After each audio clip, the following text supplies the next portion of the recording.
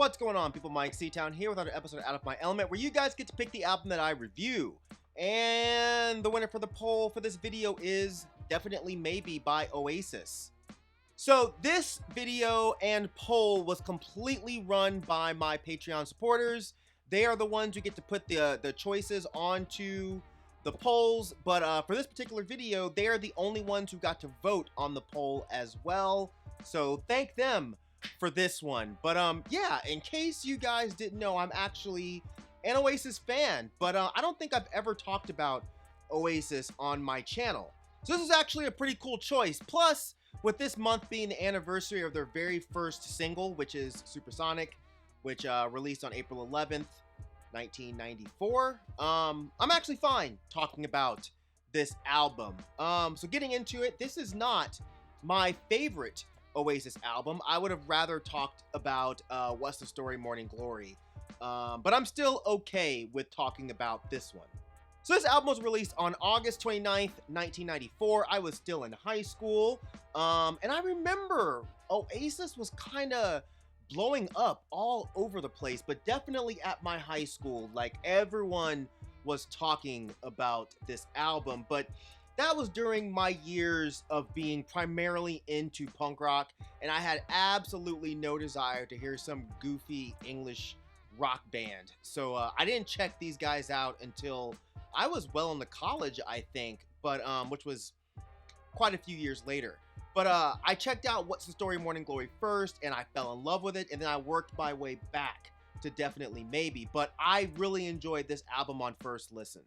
The album starts off with Rock and Roll Star, and I absolutely love this song. And I just thought there was something really cool about someone writing a song about using music to kind of escape from regular life, you know, school, work, that sort of thing. I could really relate to that at that time. And I love how he's just saying, basically, I'm not worried about any of that shit right now, because tonight I'm a rock and roll star, which definitely came to fruition later on. But I just really loved the way these guys wrote songs. You know, the playing was just great.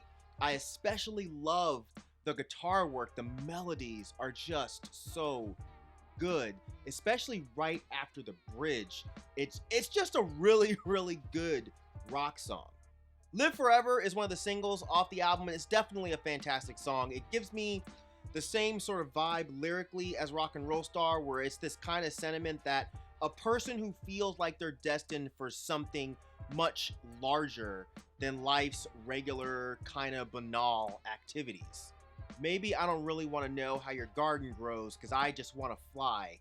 Lately, did you ever feel the pain in the morning rain as it soaks you to the bone? He's simply not interested in basic things as gardens growing, because he's more interested in the much grander things like flying.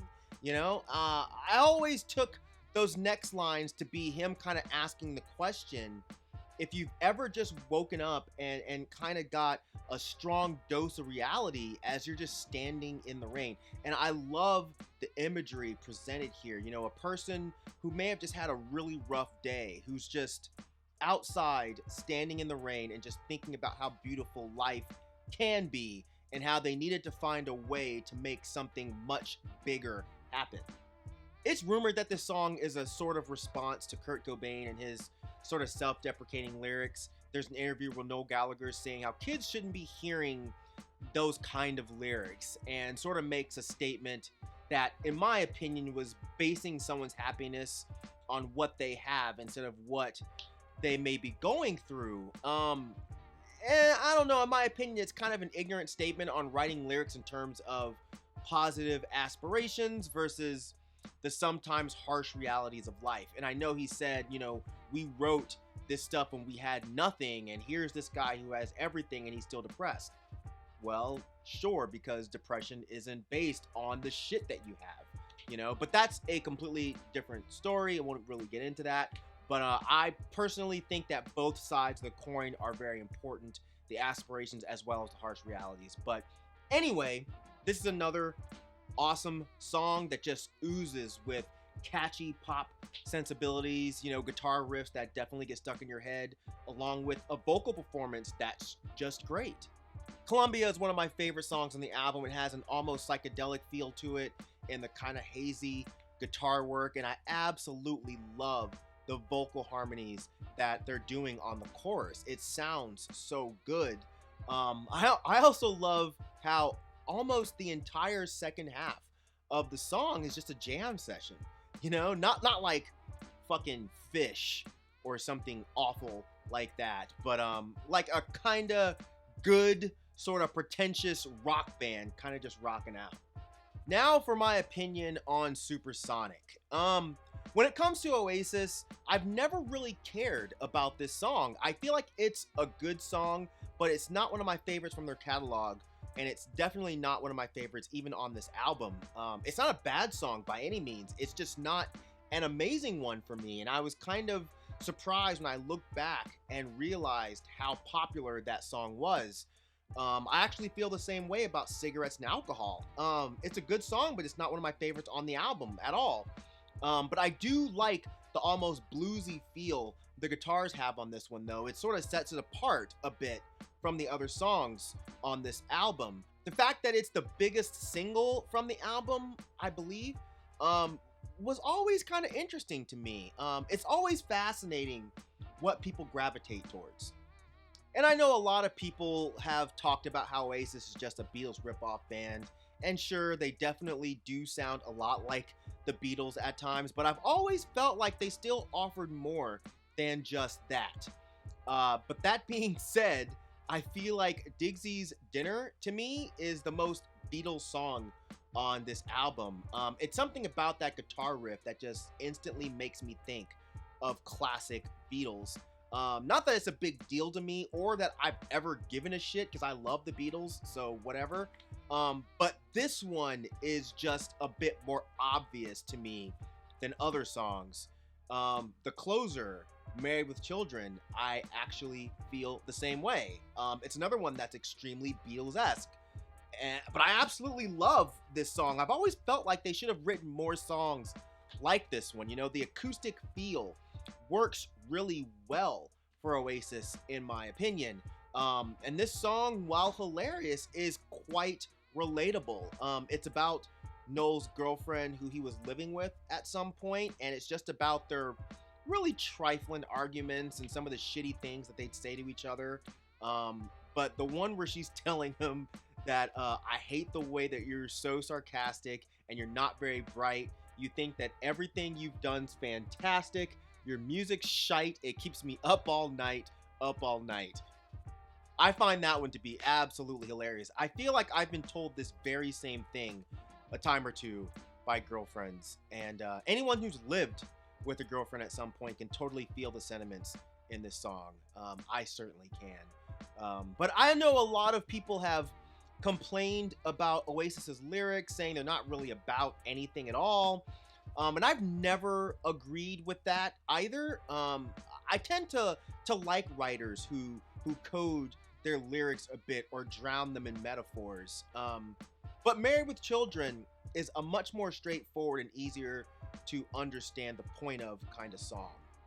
But overall, this is just a great album, man. Just a great rock and roll album. I love the fact that even though the stories of the fights between the Gallagher brothers are pretty much legendary, and with some people they almost overshadow the music itself, but I still find it's amazing that their songs are so positive and almost motivational. You know, I feel like when you put these songs on, you get such a jolt of good energy. You know, I put this album on in the morning while I'm getting dressed, and you know, I feel like I'm gonna have a good ass day.